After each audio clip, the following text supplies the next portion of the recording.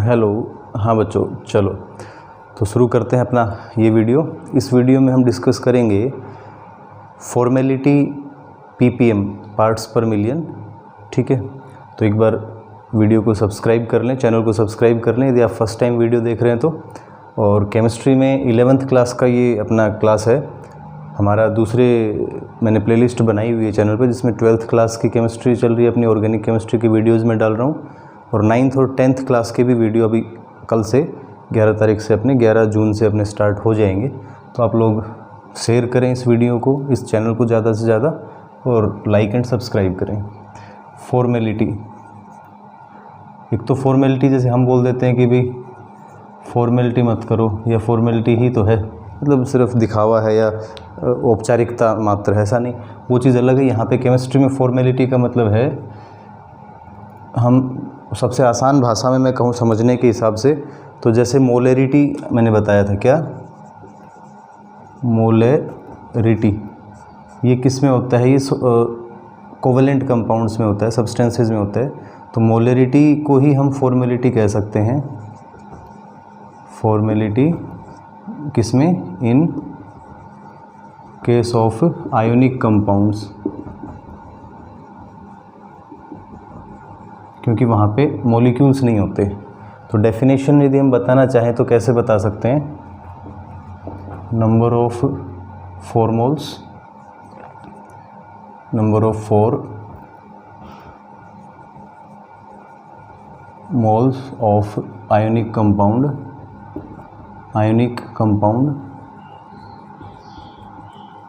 In 1 litre of solution.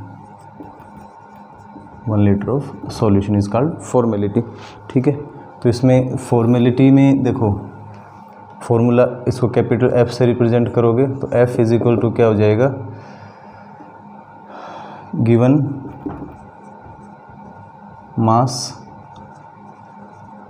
Of ionic compound in grams, ठीक है, divided by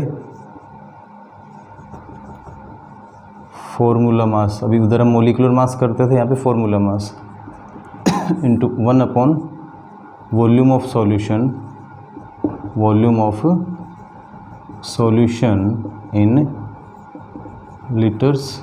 और यदि लीटर की जगह पे ml में करें तो फॉर्मूला हमारा क्या बन जाएगा, अभी इसको हम W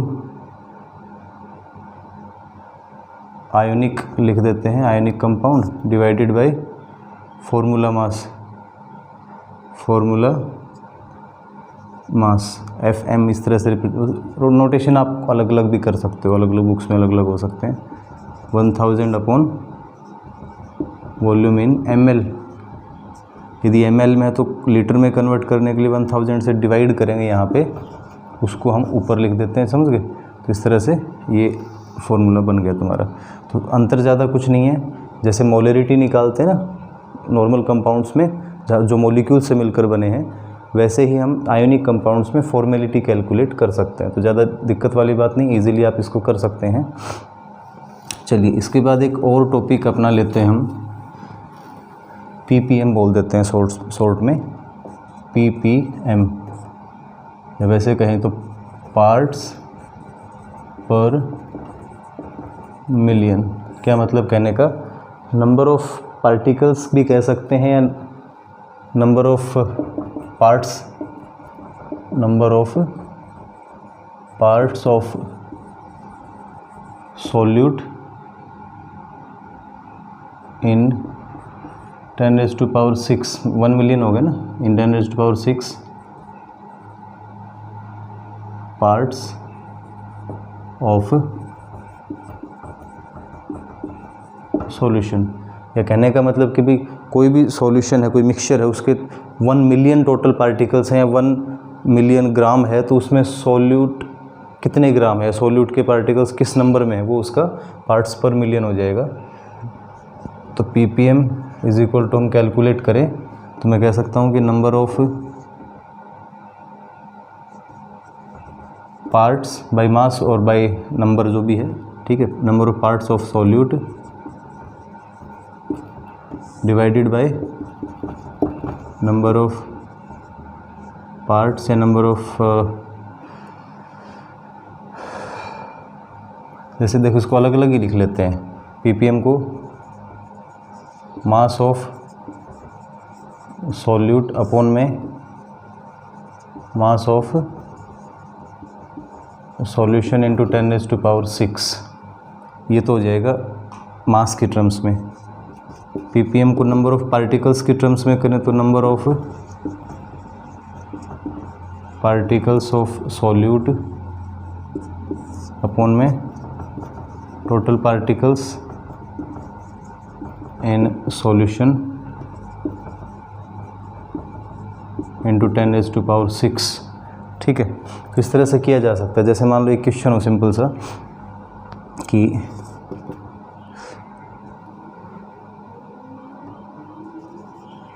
what is the ppm concentration of nitrogen in a sample of air in which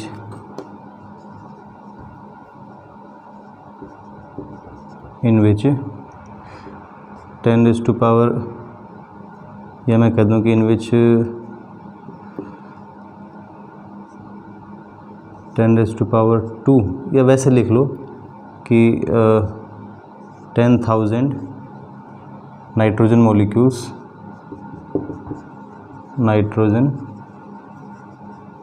molecules are present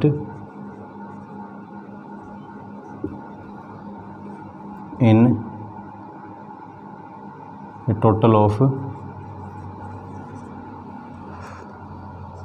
10⁻⁴, 10⁵, या इसको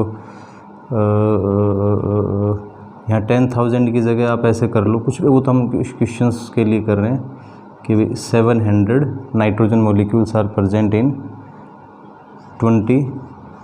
total of 20,000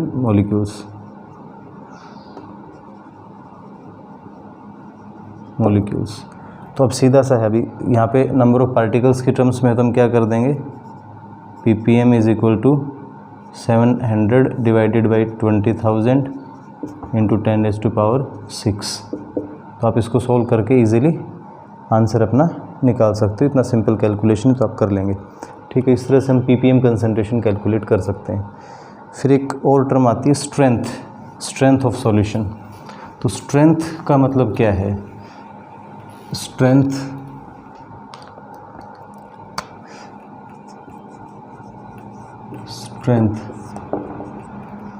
amount of solute in grams, amount of solute in grams. ध्यान से देखो बेटा, आसान है, amount of solute in grams present in 1 liter of solution। तो इसको ग्राम्स पर लीटर भी कह सकते हैं। स्ट्रेंथ की जो यूनिट रहेगी हमारी ग्राम्स पर लीटर। यूनिट आप मोलेलिटी, नॉर्मेलिटी इनकी भी निकाल सकते हैं, बहुत इजी है निकालने के लिए। कहा जाए तो आप फॉर्मूला जो है उसमें इंडिविजुअल टर्म्स की यूनिट्स रखिए और उनको सोल्व करके, जैसे आप फिजिक्स में डायमेंशनल एनालिसिस वगैरह करते हैं, फॉर्मूला किसी भी यूनिट क्वांटिटी की जो यूनिट्स वगैरह कैलकुलेट करते हैं तो करके देख सकते हैं। किसी टर्म में यदि जैसे कोई दिक्कत आए तुम्हें यूनिट कैलकुलेट करने में तो आप मुझे बताइए, मैं बता दूंगा आपको ना। तो strength amount of solute in grams present in 1 litre of solution is called strength हो जाएगा। इसके बाद एक इम्पोर्टेंट टॉपिक और आता है छोटा सा, which one is better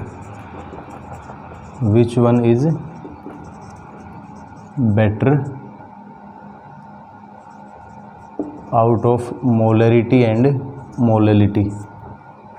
in दोनों में से किसको अच्छा माना जाता है for the calculation of concentration of solutions या expression of concentration of solutions. तो इसमें ध्यान रखना है, मोलरिटी का फॉर्मूला मैं लिख रहा हूँ, WB wait of solute upon molecular mass of solute into 1000 divided by volume of solution in ml, है ना। और मोलैलिटी का हम क्या लिखते हैं, WB अपॉन में weight of solute upon weight of upon में molecular mass of solute into 1000 divided by mass of solute in grams. ठीक है, तो यहाँ इन दोनों में से किसको बेटर मानेंगे देखो, या फिर टेम्परेचर का क्या इफेक्ट पड़ता है। क्वेश्चन दो तरीके से पूछ सकता है कि which one is better out of molarity और मोलैलिटी, या फिर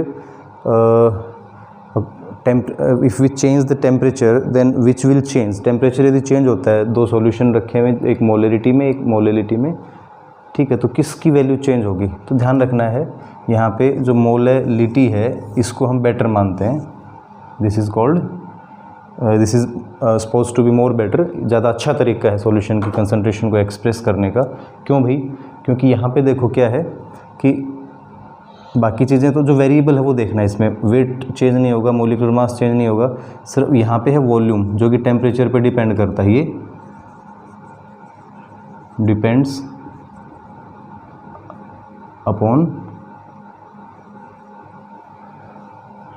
अपॉन या ऑन लिख दो सीधा, डिपेंड्स ऑन टेम्परेचर। और ये क्या है, इंडिपेंडेंट ऑफ टेम्परेचर।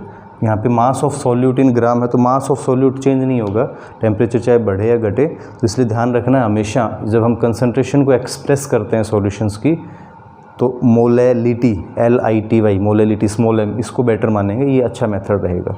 ठीक है, चलिए, ओके, थैंक यू।